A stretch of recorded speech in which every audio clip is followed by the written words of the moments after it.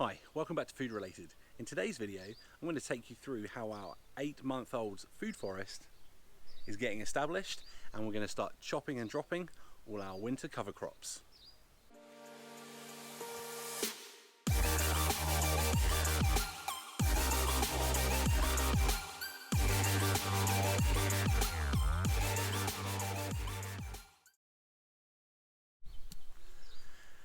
So as you can see behind me, our cover crops have got quite tall. I've probably let them go a bit too far, but today we're going to start chopping them down and laying them as a green cover mulch, and really just going to take you through how some of our plants have survived our New Zealand winter. We're now into spring, it's beginning to warm up, we're getting a lot of rain, and everything is really kicking off. So as you can see, it's getting to be a bit of a jungle.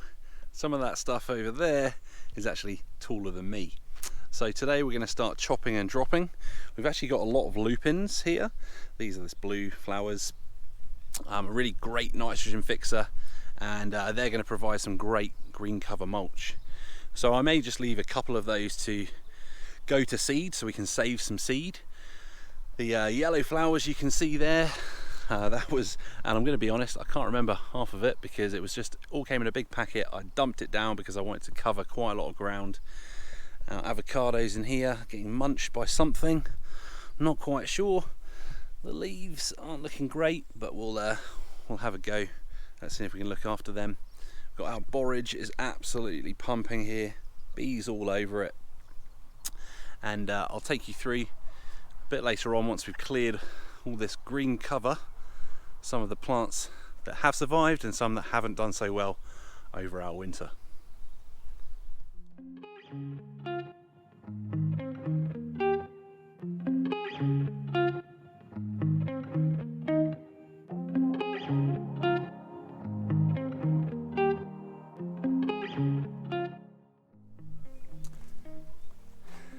So as you can see, just knocked that little pile down, and the idea is just to leave it where it lies. It will, number one, help stop weeds coming up.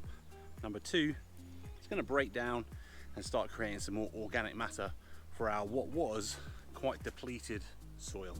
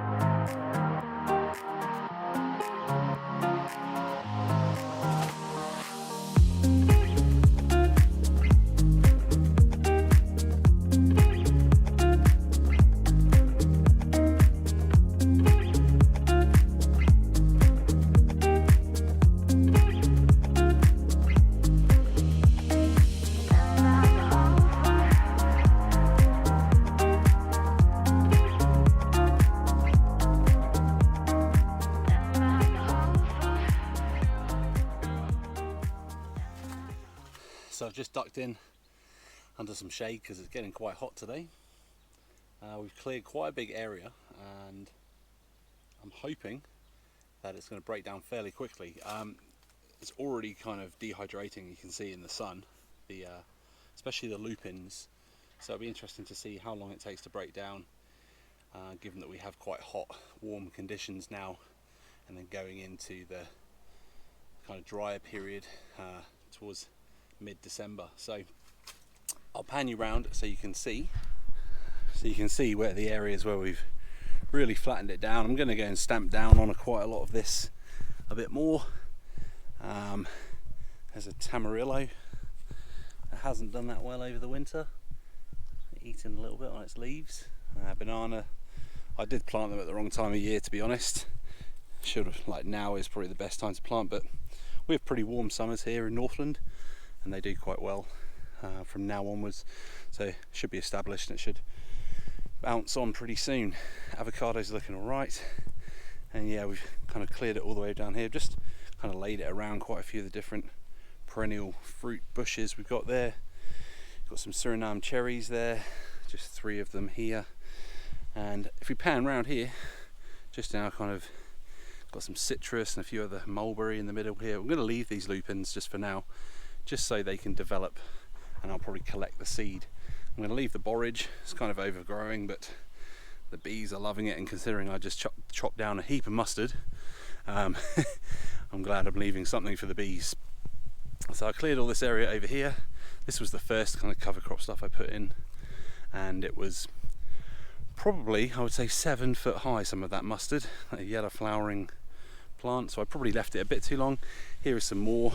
This is just the same mix. It's called a green manure mix. It's all got all kinds of stuff in it, and some of this is growing up now. And I'm going to leave that to go a bit further. It's kind of good to have it in stages. Got a few different fruit trees here, and that's going to be some mulch for those trees.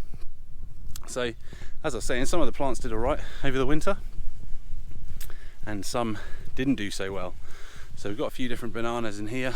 These ones have gone a bit better than the ones on the other side. I think this was the first one we put in. An avocado from seed, which I'm quite surprised is kicking on, because they don't normally do too well. So one which didn't do so well is our white sapote, and you can see the leaves are getting hammered, and I'm just hoping, we had a couple of frosts and it kind of hit this quite hard because it's in the most exposed part of the garden without any kind of cover over it.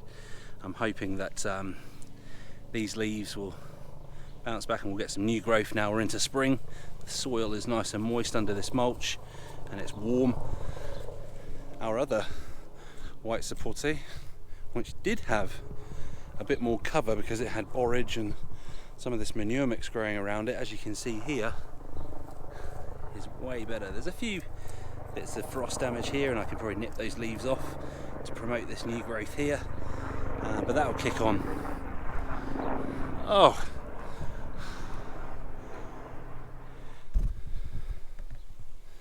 so I guess if I take you from the beginning of the garden,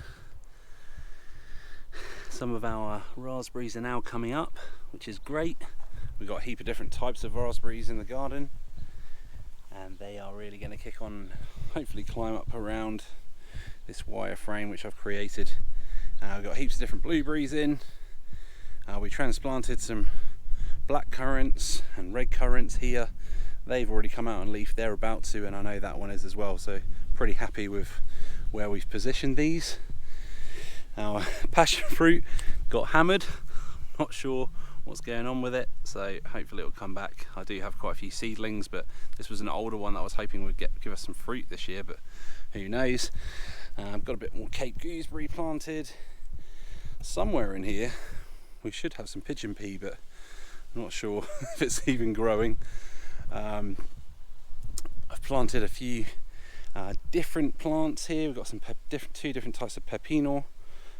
We've got the sugarcane, which I doubt will go very well here because our summers are just too dry.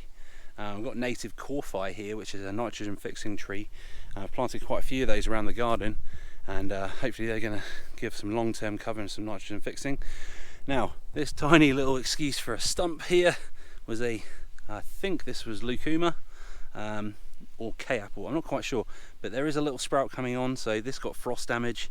There is a green sprout at the bottom here, and hopefully that's going to come back. The other one, which did have a bit more cover around it, it has got frost damage on these leaves. I'm just hoping that the ones that haven't will survive. Those ones with frost damage will drop off eventually. There is some new growth coming through, so fingers crossed that'll do okay. Our Inga bean, again, got a bit of frost damage. We had a late frost and it was actually a cold one. Throughout the winter it was quite mild, but we had a late frost and it pinged a few of our plants. Got a couple of Davidson's plums here. Hopefully that's going to have a bit more cover growing up around it. One of our papaya lost all its leaves because of the frost, but I'm pretty certain it will come back. Might have to give it a little chop back. Again, our coffee bean, it's got a heap of bloody carrot weed growing around it.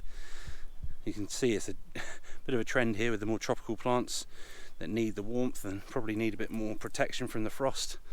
This one, which is kind of up underneath some trees that survived, and we've got another little one here. So you can see there's a bit of a trend that many of the plants got a bit of frost damage. Here we've got some maki berry, which is doing quite well. I'm interested to see how that turns out.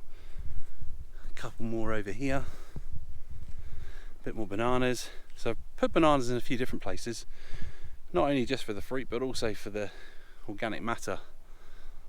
So here's hoping. So I know a few people are asking, so hopefully that's satisfied what you wanted to know regarding how the food kind of forest situation is going. I wouldn't say it's quite a forest yet, more of a food garden. I'm hoping that in a few years time this is going to be a real pleasure to walk around, and we're going to be able to pick plenty of our own different types of fruits. If you like this video and you want to see more about this kind of food forest journey, hit the thumbs up, let me know that you like this content, and yeah, if you want me to show you any different parts of what we've done with the food forest, let me know.